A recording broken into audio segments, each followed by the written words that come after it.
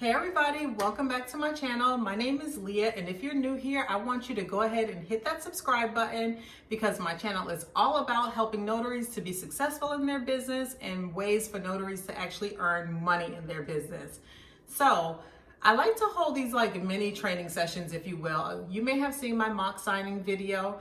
A lot of you all have really enjoyed that video, and that was great. I'm really happy that you did. And I want to bring other videos that could be very helpful to you in running your business, because after all, a knowledgeable notary is one that's going to have sustainability and make more money in the long run. And that's what we all want to do, right? So I thought it would be really great for us to talk about the difference between an acknowledgement and a jurat. I've mentioned it in a few previous videos that sometimes you may be faced with a real estate transaction where the property is not in your state. This is common and it's really nothing to worry about. Sometimes we need to attach what's called an acknowledgement. So what is that?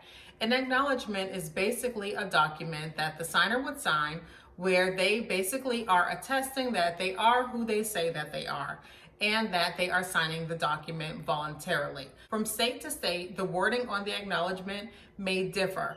I live in the state of Georgia, and Georgia is not that fussy about the wording, fortunately. So it's not a general practice that I carry acknowledgements with me. I have been at a closing table where the attorney has marked out the state that, let's say it was Florida, has marked out that state and wrote Georgia there. Of course, you could check with your state's website for more information on what is required of you. With an acknowledgement, it's not necessary that it's signed in front of you. However, you must identify the person who is signing. So you could identify them in a couple of different ways. I'm only going to speak about one in this video, which is the most traditional way, identifying them by government issued ID, whether it be state issued ID, a driver's license, or a passport. When you identify them in this way, you want to look at the photo, make sure that the picture matches, look at the date of birth. Is it reasonable that this person was born in 1969, or do they look like they were born in 1989? The little things like that. And also, if the document is signed before you actually get there, it's necessary for you to look at the signature on the identifying document that you're using, such as the passport or the driver's license.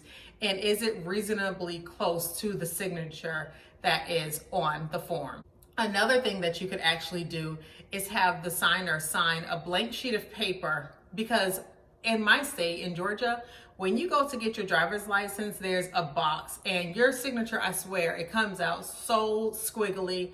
My signature doesn't even really look like mine, as hard as I try. Each time I renew my license, it still doesn't really look like my signature. So what you can do is have the borrower actually sign their name on a blank sheet of paper. You could compare the signature, just a brief comparison. The verbiage of the acknowledgement for Georgia reads something like this. Acknowledgement for an individual, state of Georgia, county of blank, was acknowledged to me on, and you write the date in, by, and that is the individual who is signing. And then you check the box whether they are personally known to you or proved to me on the basis of satisfactory evidence to be the person who appeared before me. So then, as the notary, I would sign my name right here. I would print when my commission expires, and I will put my seal here on a clear area of the acknowledgement. So in a nutshell, the acknowledgement is basically identifying the person. The person is who they say they are, and they are signing the form up in their own free will without force from anyone else.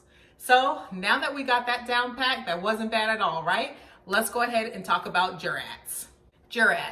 Jurats are basically when a signer is acknowledging that the contents of the documents are true. So a jurat is basically when someone takes an oath swearing that the contents in that document is actually true. And usually the oath has some sort of verbiage. The verbiage might include something like, "So help me God." So this is why you probably will see that jurats are most likely used in depositions and affidavits. Just like an acknowledgement, you do have to identify the signer, but unlike an acknowledgement, a jurat has to be signed in front of you. It cannot be signed apart from you. You have to actually witness that person's signature, because again, a jurat is an affirmation or an oath. So when that person signs that jurat, they are swearing that the contents of that document is true. So I'm going to read Georgia's jurat verbiage. It reads, jurat certificate, verification on oath or affirmation. State of Georgia, county of blank, signed and sworn to or affirmed before me on blank date. By, and then you print the individual's name, who is personally known or proved to me on the basis of satisfactory evidence to be a person who appeared before me. And then you would sign your name as the notary right when your commission expires and place your seal there. Okay, so I have a little quiz for you. In the comments, let me know how many types of notarizations are there in your state. It can vary from state to state, so let me know what state you live in and how many types of notarizations there are in the state that you live in. I'm looking forward to hearing from you, and I do want to give you guys a reminder that I do offer coaching sessions. So if there is some gaps that need to be filled in, if you are having a hard time getting your business off the ground, if you are not getting signing work, and if you just have questions about loan documents or whatever else pertaining to this notary business, by all means, tap the link in my bio, schedule a coaching session with me. Sessions are scheduled for Tuesdays.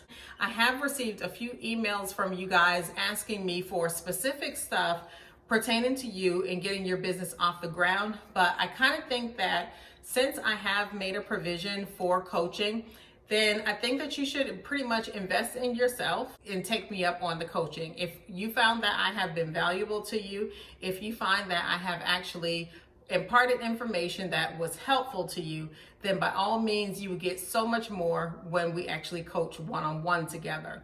So YouTube is meant to be a free resource where I'm just sharing information as much as I can, but it's not really personalized. So I want to just say I'm not going to respond to emails and basically give you strategies in your email on how to improve your business, because that's why I make these videos and that's why I have coaching sessions available. So I hope that no one takes that the wrong way, and I hope that you understand.